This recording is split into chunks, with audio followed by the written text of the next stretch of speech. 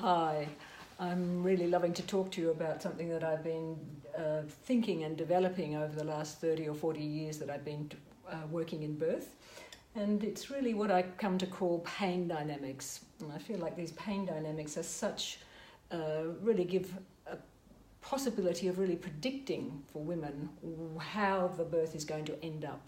It's one of the things that can really help to predict.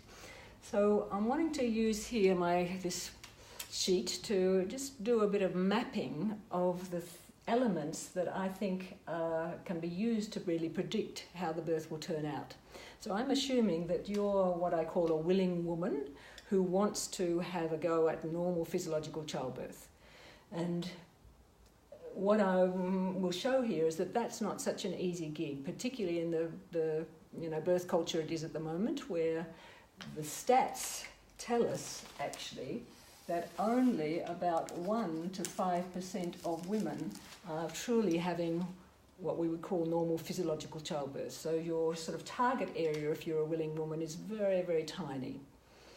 To think about this as sort of outcome, I want to also just map a little bit of the other things to do with the stats here. So the World Health Organization suggests that really countries across the world shouldn't have really high levels of intervention for medical need, but that of course there are some mums and babies who do need those interventions, brilliant for them, and in Australia we're very privileged to have access to those interventions when they're really necessary. And maybe we might say that somewhere between 20 to 25% of births will require interventions for the mum or the baby to be kept safe and to be coming through that experience as well as they can. So brilliant if that's what you need. But I'm thinking that for you as a willing woman, what you're wanting to avoid is really this sort of 70 to 75% of all the interventions that are happening that are coming from other pathways. And one of the pathways is in particular what happens about pain. So this is what I'm calling these pain dynamics. So the pain, when you're in labour, there's that whole thing of, all hell breaking loose, really, and I come to call that a crisis of confidence, reaching that point in the labour where the functional physiological pain, nothing going wrong, everything actually going brilliantly, it's just that the whole thing is intensifying, and so we get these moments of crisis of confidence where women feel like, oh, no, I can't do it. So this is sort of the pathway that women need to work through in order to, particularly for willing women, to get up here. So there's another aspect of this map to put in, which is, what your attitude towards pain in labour is before you start the labour. Because this is the aspect, what your attitude is towards pain in labour beforehand, which is so predictive of how your birth will unfold in terms of these outcomes and these statistics. So let's have a look. I'm sure you're intrigued to find out what are these attitudes and where might you sit with these attitudes. So I've come to see there's sort of 5 attitudinal stances, if you like. And when I first was aware of them, there are more women in their attitudes that are down that end of the spectrum, but now I think there's more women up this end of the spectrum. So the first group of women I want to talk about, so their attitude is, they're very proactive about this, and they really are highly motivated to avoid all pain in labour. They want to use the epidural, they want to really use all of those drugs, they just don't want to go into that painful, painful intensity. And so these women are they want to avoid the pain. So this is this group. I'm imagining if you're a willing woman who really wants to have a go at normal physiological childbirth, this isn't you. We then have the next group along here, are the women I call the status quo women. And the status quo women, they're the women who really are acquiescing to experts. And the expert might be the woman who lives next door or the woman in the supermarket checkout line, or could be anybody really talking to them about when they ask the question about pain and they say, oh, yeah, the epidural, that's the way to go, that's what you want. So these women are feeling that they're listening to the experts, and the experts are telling them, because this is the default in our birth culture at present, the experts are telling them, yep, go for the pain relief. Yeah. So this is the status quo women.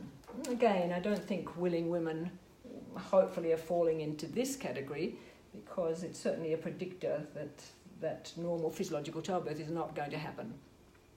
Then we have, so maybe these next three attitudes might be part of the attitudes that women who are wanting to have a go at normal physiological childbirth, they might fall into one of either of these three.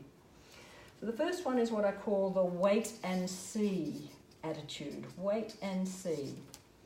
So these women, they're thinking, you know, that in terms of their life and working with their body and different things, that they feel like they've got a reasonable pain threshold.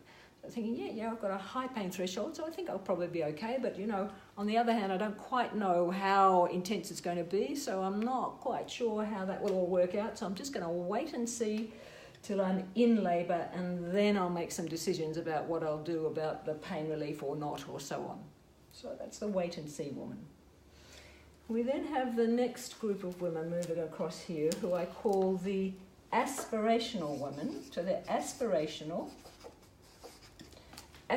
to reach here, aspirational for that normal physiological childbirth, but they're naive. So they're aspirational, but they're naive. And they're naive about two key factors. One is they're naive about all of that. These aspirational women, they might know something about those stats, but they really feel like that's not going to be part of my story. I'm really going to nail this. But they're a bit naive about how that system and how that birth culture really is going to impact them. The other thing they're naive about is this challenge of the intensity, the crisis of confidence when it happens. The aspirational women, they're feeling like, you know, that's never going to happen to me. I've been doing this practice and that practice and the other practice. I'm going to have it sorted, and no, I'm never going to reach that point where I'm thinking about the drugs. So there's that naivety about these two things that can sometimes hijack the aspirational but naive woman's intentions for the birth. Finally, we have over here, in sort of counterbalance in terms of a span of attitudes, not really in terms of numbers in what's happening now, but we have the women over here who are highly motivated for normal physiological childbirth. They understand that this is the pathway. They understand about what these stats are meaning. And so they're highly motivated to embrace pain in labour, to embrace that normal physiological pain, that functional pain of their body working strong and hard at peak performance levels. They're highly motivated to embrace that so that they can come through that pathway. So these attitudinal stances really are major predictors about what will happen as the women are making their way through the labour in terms of where they're going to end up along this spectrum.